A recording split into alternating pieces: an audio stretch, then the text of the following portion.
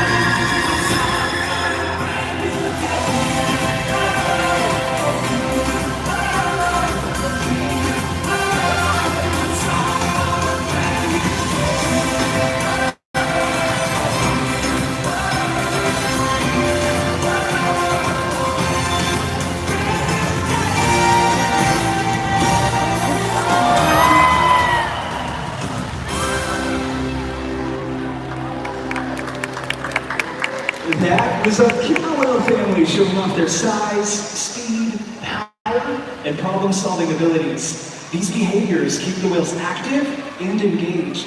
SeaWorld's killer whales have inspired generations to care about our natural world. We're excited to share their story with you today. Killer whales are the ocean's top predator.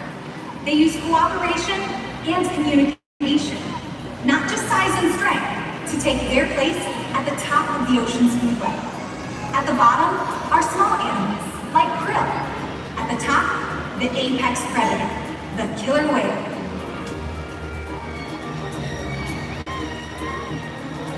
Killer whales are as big as a bus, faster than an Olympic swimmer, high flying and powerful. We're going to see all of that today and more. These and other behaviors provide an environment full of enrichment. We spend days, weeks, months, years building relationships with our whales. This creates trust, and that allows us to do some amazing things. For example, when you visit the doctor, you present your arm to draw blood, or step on the scale to see how much you weigh. It's much the same with our whales. Throughout tonight's experience, you'll see the killer whales moving together in unison. These synchronized behaviors help strengthen social bonds and allow them to problem solve as a group. This is just another reason why they're known as the ocean's top predator. Their scientific name is the Seaworld Orcas. Their common name is the killer whale. Each of our 5 whales have their own personal names: Takara, Sakari, Kamea, and joining us right here are whales Tua and Kayuke. Kamea is the youngest whale at 9 years old. Kamea's mother, Takara, is the oldest whale. She's 31 years old. She's also the matriarch of our pod, which means she's the leader. These whales trust us and take an active role in their own health and well-being. Through the use of positive reinforcement training techniques, we're able to teach the whales husbandry or healthcare behaviors. Casey and Kylan are joining us at the slide outs to help demonstrate some of these behaviors. Thanks so much, Jacob. Hey everybody, I'm over here with 23-year-old Tuar. One of the first behaviors that we teach the whales is a behavior called a fluke present, where the whales present their tail flukes to the trainers. A fluke present not only allows us to look over the whale's entire body, but it gives us access to the easy-to-see shallow veins that run on the underside of their tails. Our veterinarians are able to collect a blood sample from these very veins at least once a month during their monthly physicals, and the whales are conditioned to remain calm, just as Tuar is demonstrating right now. Throughout today's presentation, you'll notice us giving the whales tail rubs or back massages. Their skin is very sensitive, and this is just one of the many ways that we can build our relationships with the killer whales. That's right, Casey. Hey everyone, I'm over here on the opposite side of the pool. And other than collecting blood, another important diagnostic tool we have is being able to get animal weights. Once a week, we'll ask the whales to slide up onto a killer whale size scale, just like this. Now you'll notice how Caillou gets in this slide out that a portion of his body from his dorsal fin down to his tail flukes is still in the water. This portion of their body is called their peduncle, and it contains some very large, very powerful muscles. So in this relaxed position, we wouldn't get an accurate weight on the scale. In order to solve that problem, we've actually taught them to lift up their heads and tails, just like this. And that's how we know that as of this past Tuesday morning, Caillou gets weighing in at exactly 9,700. It's important that we weigh all of the whales on a regular basis to ensure that the younger whales are growing properly and that the adult whales, like Caillou here, are maintaining a healthy weight.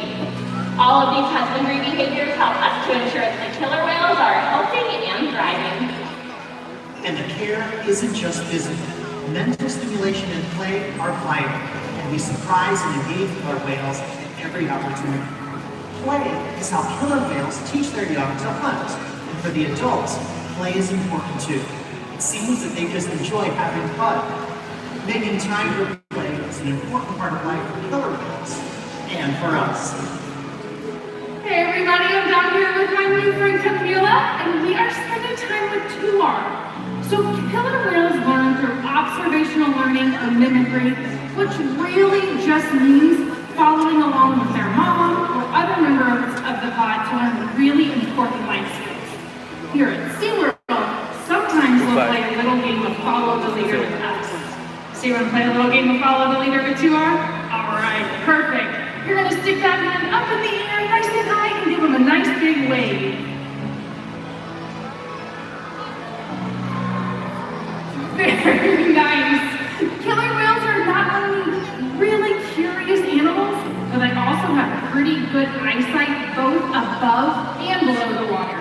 At times, we see them spy hopping or jumping all the way out of the water to get a really good look at their surroundings. So we're going to ask Tuar to demonstrate that right now with a behavior we call a sighting now. So that second hand signal, we're going to point to Tuar, and on the count of 3, throw our arm across our body. 1, 2, 3. Very nice. He is taking off. And you can come all the way up here to get a really good look. Ladies and gentlemen, this is Tuar.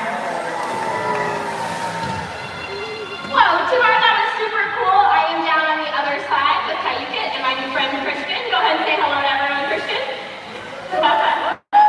And over here, we're going to be teaching everyone about how killer whales communicate with one another. They communicate in a variety of ways, and one of these ways is by producing vocalizations out of their blowhole located on top of their head.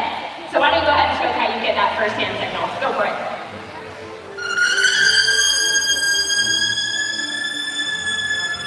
Nicely done, Caillou. Now, other ways they will communicate with each other is actually by making their presence known. They'll do this by tapping different body parts on the surface of the water, or even doing behaviors we call a breach. And this is because sound waves travel 4.5 times faster through water than through air, so these sounds can be heard for miles around. Go ahead and show them that second hand signal, Christian. All right, nicely done. Okay, come on up all the way to the glass right here. I want you to watch him dive to the bottom of this 40-foot pool.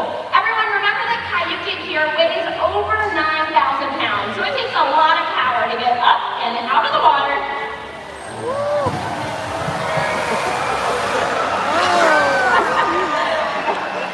Christian, that was awesome. How's it feel? It was awesome, that's what he said.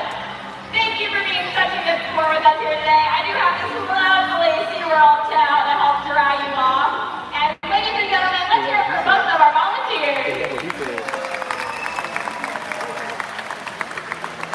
As you can see, killer whales can communicate by leaping out of the water and making a huge splash.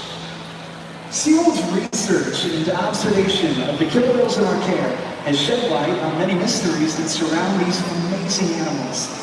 For example, we know that the gestation period for a pregnant killer whale is 17 months. That's information that's impossible to obtain in the wild. However, some information can only be gained through field observation. That's why Seaworld works with our partners, like the Norwegian Orca Survey, to help further our knowledge. Killer whales are remarkable, powerful animals, and perhaps the best expression of that power is when they hunt. Killer whales stand apart. They have no natural predators, and just about any other ocean animal could be their dinner. Depending on where they live and their chosen prey, they've developed some epic hunting techniques. Off the coast of South America, killer whales will beach themselves, riding in on waves just long enough to catch prey. They'll also create waves that knock animals like penguins or seals from icebergs. Most importantly, they cooperate, communicate, and coordinate as a team. Here's footage of killer whales corralling a school of herring.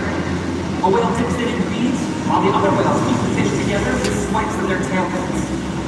In the ocean, killer whales create waves to hunt, hook slams to stun their prey, and they can even beach themselves completely out of the water. For these whales, it's a fun demonstration, but for you, it's time to get wet.